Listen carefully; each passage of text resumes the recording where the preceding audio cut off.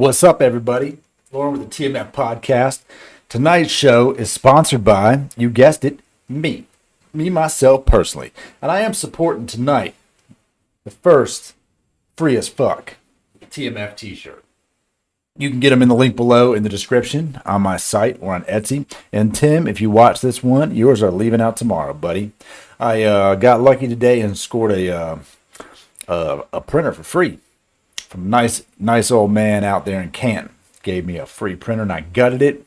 Get this bad boy printing again. So I'm going to throw that t-shirt down there so that you guys can check it out. And if you want to order one, hit me up. Follow the link below. But tonight I'm going to talk about something a little bit controversial. Just a little bit.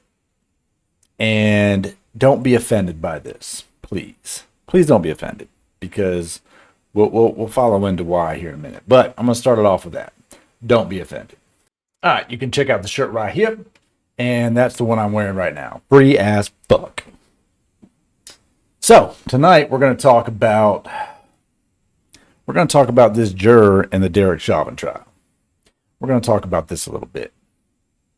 I kind of stayed out of the Derek. I didn't really cover any of it. Look, man, here's the thing. That dude died, George Floyd. He died. And if Derek Chauvin wasn't the arresting officer, probably wouldn't have died. Look, man, we made a lot of decisions. I'm not going to get into the right or wrong of what they did or didn't do. I think that my personal opinion, Derek Chauvin should definitely do some time, for sure. But this isn't about whether or not Derek Chauvin is guilty or innocent or should get a new trial or an appeal or anything. This is really about the actions of this juror. Now, if you don't know what I'm talking about, you live under a rock or you just stay out of the news or whatever, and that's cool too. I'm going to pull it up and just explain to you what we're talking about. So right here we have a juror that was part of the trial he's the only one who came out after the trial and wanted to talk about the trial at all. He's the only one out of 12 that came out and said, all right, this is kind of how they were feeling. This is, kind of what was going on. And look, we believe, when I say we, I do mean everybody, believes that it'd probably be almost impossible to be a juror and have no prior knowledge to the crime. Now, when you're selected to be a juror on a jury, generally you have no idea who the person is or what they did. And when you enter the courtroom, it is upon the prosecution and the defense's job to explain to you why this person did or did not do this crime. That is the consensus for being on a jury. You are impartial, and the prosecution and the defense both have a chance to, they kind of interview them. They do jury selection, and they pick the jurors that are going to be part of the jury, right? And they have to agree upon it. And they can strike them and so on and so forth. We've seen this countless times. It's portrayed in TV shows, movies, everywhere, right? So I feel like with the George Floyd case, it is 100% impossible to find someone who has no idea what happened, doesn't know who Chauvin is, doesn't know this case at all, at least any of what we've been told, right? We've been told everything. We've seen the video. It's all over the internet. It's all over every news. There's riots in the street, everything. So find people who don't know about it, right? That's strike one. You can't. It's impossible. It's impossible. Then the second thing that's impossible is to sequester the jury so that they're not influenced by what's happening outside the door. That also seems impossible in this day and age. So you got two strikes for you on the trial. Then you have what this guy's doing, right? So everyone kind of like, all right, guilty. This guy's going away. Sentencing is going to come up, etc., etc. Now, we all pretty much are going to say that Chauvin's guilty. Yep. What crime? That's where the debate started. And that's really just a matter of law to me. You can't just go, well, he's a murderer, and there's more than just one murder that you can get sentenced to. So Therein lies the discrepancies that we're going to run into amongst people that you talk to, right? Second degree murder, third degree murder, first degree murder, manslaughter, second degree manslaughter. So there's all of these different things that incorporate the law that we as civilians generally have no idea about. We don't know to the severity. So it's their job to prove it to us, to explain it to us, and then see if it fits the crime. I don't even want to get into all that. What I do want to get into is why this guy came out and said anything at all. It's unnecessary. Trial's over. He's guilty. Wait for him to be sentenced and then forget he exists. It's simple. You want him to go away? Forget about him. Stop talking about him. He goes away, right? He gets Epsteined away. No one talks about him. Just stop talking about him. You forget about it, right? That's what happens. He disappears. But not this guy. This guy came out and wanted to talk to people, make himself known that his name is Brandon Mitchell and he's 31. Let me tell you what the internet does when you come out here and start talking shit. And you start saying stuff and you want to be on TMZ, the New York Post, anywhere, Ellen. Take your pick, man. I don't know where he's going, but look, he's out there. They're going to pay him for his information. And so the internet does what the internet do. They take your name and they find out everything about you. And what did they find? They found this right here. They found this man wearing a BLM t-shirt with "Get Your Knee Off Our Neck" and Martin Luther King Jr. photoshopped in there at a Black Lives Matter rally. That was like the most biased situational person, right? Just take that one situation and put him on the jury trial. Look, before all of this comes out, it's fine. It's no problem. There's no misconduct. There's no misdoing. There's no harm done. After this comes out, we have a problem. We have a legal problem because Derek Chauvin's attorney is going to use that to strong arm into some sort of appeal. Very possible. I also have a problem with him putting Martin Luther King Jr. on the shirt, because now we're comparing George Floyd to Martin Luther King Jr. That's not in any way, shape, or form fair. There's no comparison. We don't need to put this dude, Martin Luther King Jr., in a shirt. If you don't like that, it's okay. You don't have to like that statement. It's okay.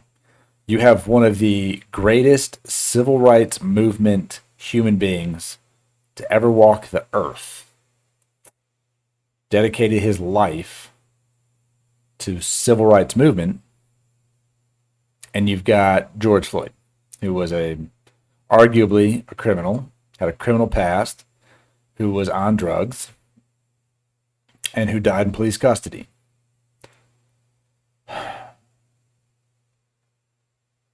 These aren't the same people.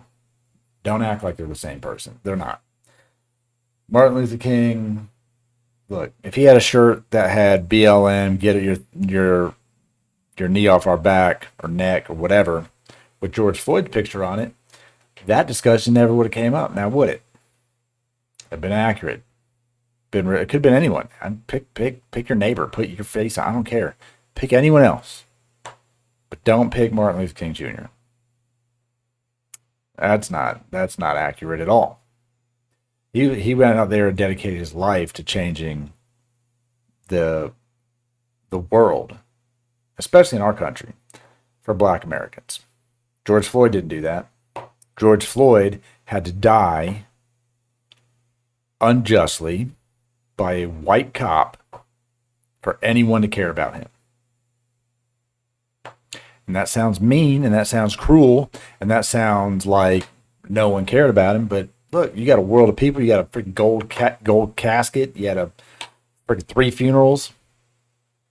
If George Floyd had died the day before from anything else, 0 people would have cared. Maybe not 0, but you get what I'm saying. Wouldn't be on my screen here. You wouldn't be watching this podcast about it. And that dude wouldn't have been wearing a shirt about it. because he damn sure ain't wearing a Martin Luther King shirt walking around a year before George Floyd died. So what I'm getting at is this guy took it upon himself to put mad attention on himself, and then the internet do what the internet do. They do a deep dive. They go find out what it is that you've been doing. And now we're still talking about it. Now there's going to be a whole nother possible situation with his trial. And if anything comes up and this guy has to get a retrial, or who knows? Look, I don't see it happening. I don't see it happening based on that. But it could. And that would be on this guy right here, whatever his name is. I just said it, and honestly, Brandon Mitchell. Be on you, Brandon Mitchell. Be your fault for getting your face in the news, walking around with your T-shirt on, acting like you never participate. It's on the freaking jury selection. Did you or someone close to you participate in any of the demonstrations or marches against police brutality that took place in Minneapolis after George Floyd's death? That's the question. Other than what you have already described above, have you or anyone else participated in protests about police use of force or police brutality? He says no. There's a picture of him there wearing the shirt. This is a problem. Bias in the juror. Now, I believe wholeheartedly that every juror on the trial was biased. I believe that it is impossible to go in there without some sort of bias.